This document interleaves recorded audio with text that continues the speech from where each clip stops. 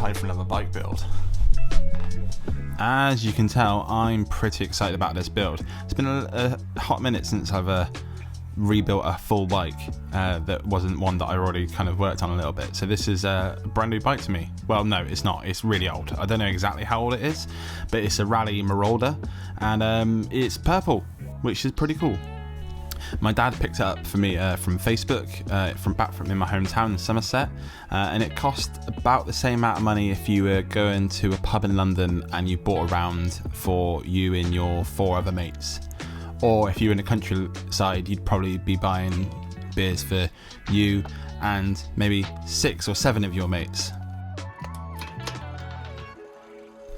It was £30. £30. It was pretty much rideable. There's not a lot really wrong with it. As you can tell from this wheel, like, it is crusty. There's a lot of real crusty parts on it. So there'll be a lot of evaporust being used in this video. Yeah, everything kind of was okay. Oh, the front wheel kind of, I think the bearings are, they didn't move very well, put it that way. The stem was like all the way up because it's quite a small frame, and all the cables were pretty broken and rusted, but everything kind of looked okay. The seat was surprisingly comfortable. Lots of rust, lots of spider webs.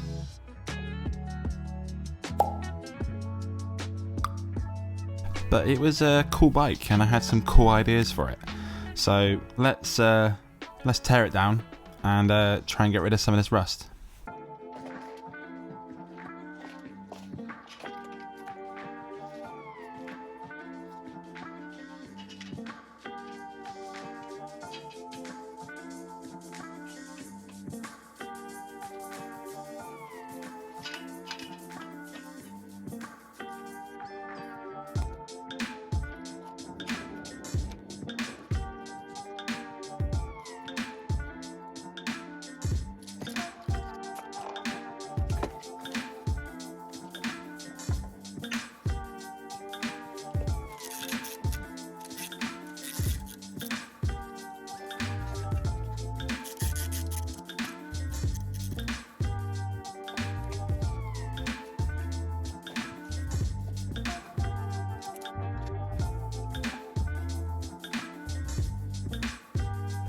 The saddle was a little bit stuck. I wouldn't quite say seized, but it was definitely stuck, and it took a little bit getting out, so I had to put it on the ground and give it a good twisting to get it out. And as you can see, it was pretty rusty on the actual post itself, and that's probably why it was getting stuck.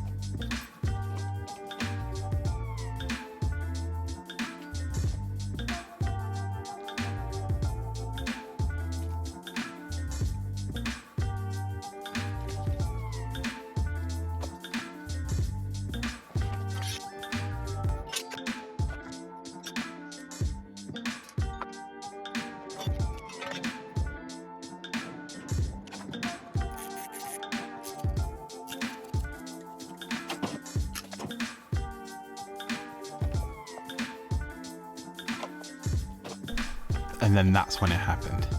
Just as I was minding my own business, taking the handlebars out of the frame, I stumbled across something terrifying. Oh. Ugh.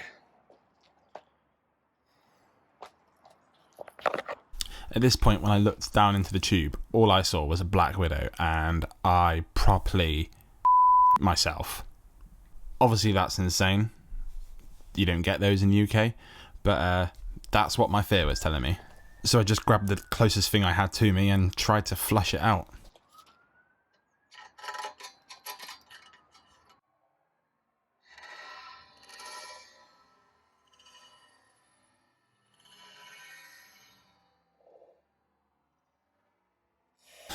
It was easily the biggest one I've ever seen, but it definitely wasn't a black widow. It was just a false widow, which we get a lot of, and I have a lot in my shed.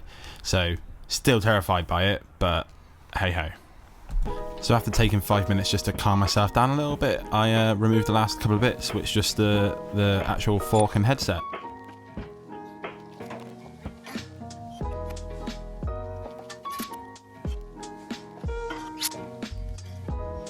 And there it is, one strip frame and one box of parts that need a good old cleaning. This tray, by the way, I got from IKEA. It's for boots for your front door and that. It was like £8 and it's so useful.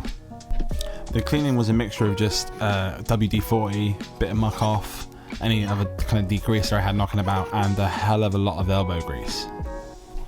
Pro tip is keeping all your bolts in little pots like this, especially because these pots you can also put evaporust into them as well, which you'll see later. The saddle was nothing special, but also was nothing wrong with it. So I stripped all the metal parts off to get any kind of corrosion that they had on them and polish them up a little bit. And the saddle itself, just cleaned it with some muck off to get all the dirt and grime off of it.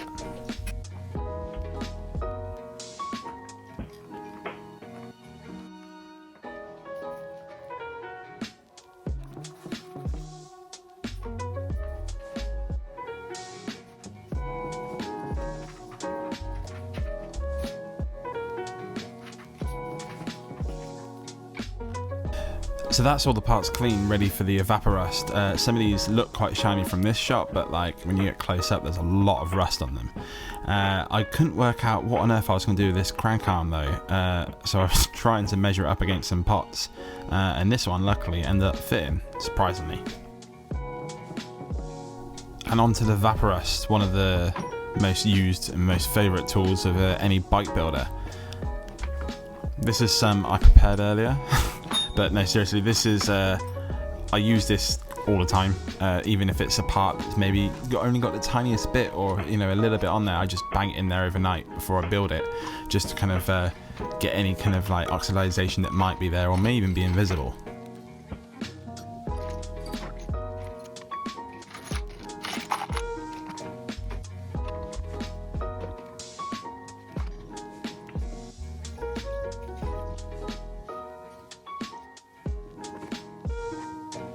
And that's that. Leave that for 24 hours and come back to some shiny parts.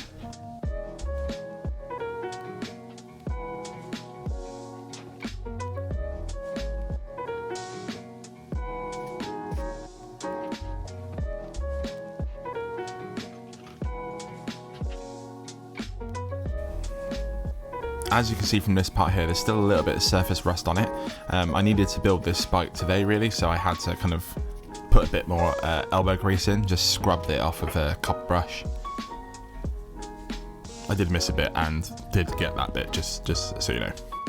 There's actually one bolt in particular that was super bad, so I've given you a bit of a before and after look here.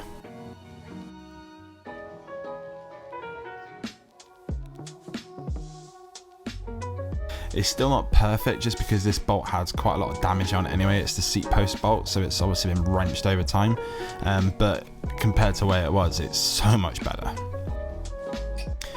Then make sure you wash the parts, so get all that kind of evaporust off, and then obviously using all this water, you then want to use some WD-40 or something to disperse the water, basically something to get rid of the water basically.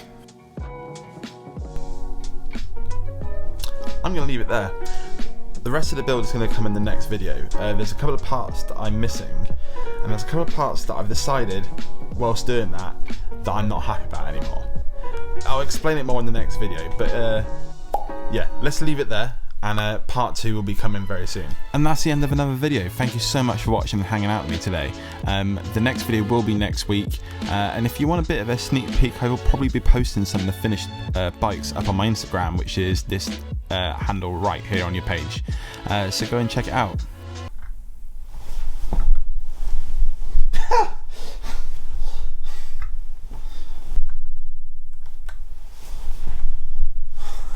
It's what?